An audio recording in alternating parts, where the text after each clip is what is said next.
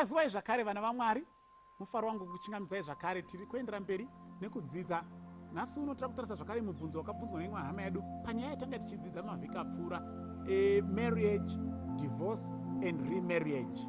Ndipo patiri kutarisa mubvunzo wabvunzwa, takadzidza isu Bhaibheri chiisa pachena kuti Mwari anovenga kurambana, uye kana munhu afunga kuramba murume wake kana mudzimai wake haagonizve kuroora, because anenge akutorarama muupombwe kana kuti akuitisa upombwe munhu ari kuroora. Saka pabvunzwa mubvunzo panapa uri maringe nezvakaitika mumazuva aEzra. Regai tiverenge mubvunzo uyu sekupiwa pawaitwa pano. Inga wani Ezra akatendera vana vaIsraeri kuti varambe vakadzi vavo vavakanga vazviwanira. Nyaya iri kutaurwa iri kuna Ezra chapter 9 naEzra chapter 10 kuti alright fine, Mwari ari kuti anovenga kurambana. Ko inga wani Ezra akatendera maIsraelites kuti arambe vakadzi vavo vavanga vazviwanira. Regai tiverenge Ezra chapter 9 verse 1 to 5, tozoverenga verse 10 to 14, then ndichazo paraphrase chapter 10. Ezra chapter 9 verse 1 to 5.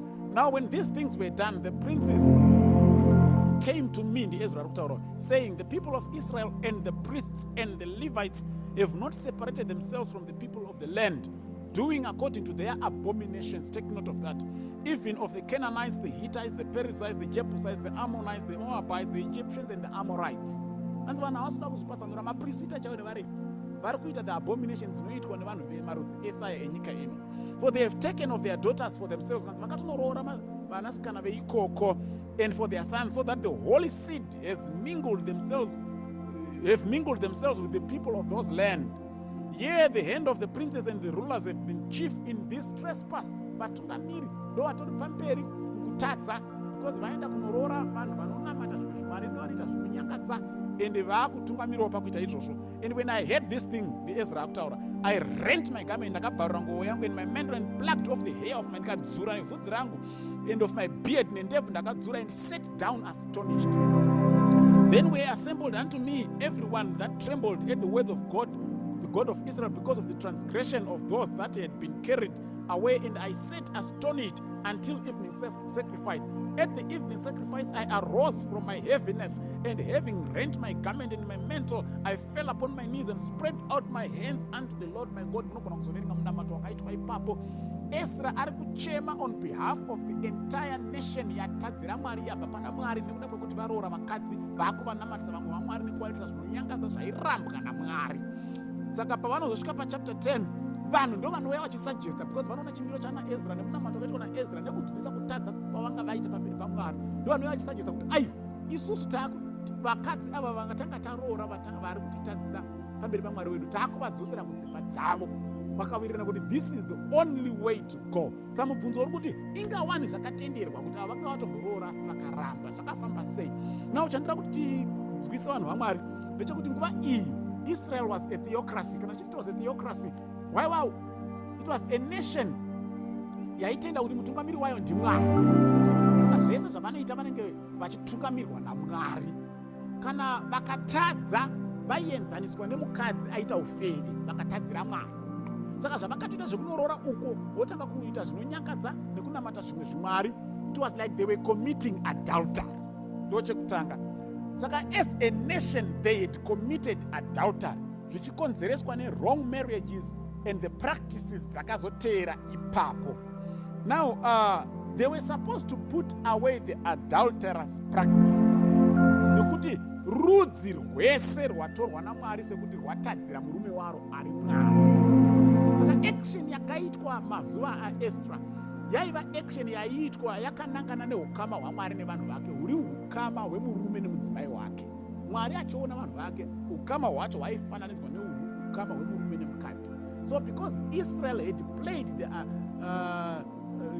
the harlotry, vachinotamba nevamwe varume vachisiya Jehovha murume wavo, they were supposed to repent from that harlotry, vodzoka kumurume wavo. Saka zvinoda kuti zvese zvavanga vaita izvo vaiva ufeve. Saka vaifanira kusiya murume woufeve vadzokezve kumurume wavo chaivo. Saka zvakatoitwa mazuva aEzra zviri very much in line nezvinodzidziswa neshoko raMwari. Kana munhu akasiya murume wake onodanana noumwe murume, kana afunga kutendeuka ngaasiye munhu uyo adzoke kumurume wake. ndo zvakaitika. Saka hatigoni kutora muenzaniso weumambo hwaIsrael kuti muenzaniso wema-individuals. It was the relationship of God and his nation, which was likened to a people who would have committed adultery if they would forsake their God. Muenzaniso ngatingousiya wakadaro uri wega, because unoshanda kududzira ukama hwaMwari nevanhu vake. Kana vanhu vaMwari vakabva pana Mwari vanonzi vaita ufeve. Kana vakuda kugadzirisa ufeve iwowo, ngavatosiye zvacho zvakonzeresa ufeve, vadzoke kuna Mwari. Saka vakatotedzera shoko raMwari kuti kana wafunga kudzoka, wambosiya murume wako, haudzoki kuno umwe murume, unodzoka kumurume wako wokutanga. So Israel was going back to her husband, her former husband, her true husband. So it was very much in line. Kudaira kuti apa tabatsirikana. Saka this experience cannot be used as an example isusu ma-individuals, because hakusisina a theocratic government munguva ino yatiri kurarama. Mwari asina rudzi vanoti urwu ndo rwangu, vanhu vese vavanhu vaMwari. Saka it becomes a bit outward kuti tishandise muenzaniso we-theocratic structure kuti titi ndo zvinofanira kuitika kuma-individuals kana kuti hazvifaniri kuitika kuma-individuals. Izvi zvaitova mucherechedzo wechinhu chikuru chatinotowanawo zvidzidzo pachiri as individuals now, kuti tikabva pana Mwari nesuwo taita ufeve.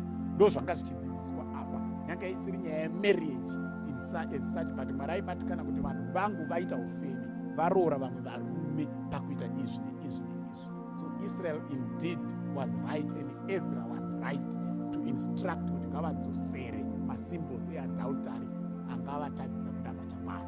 Mwari atibatsire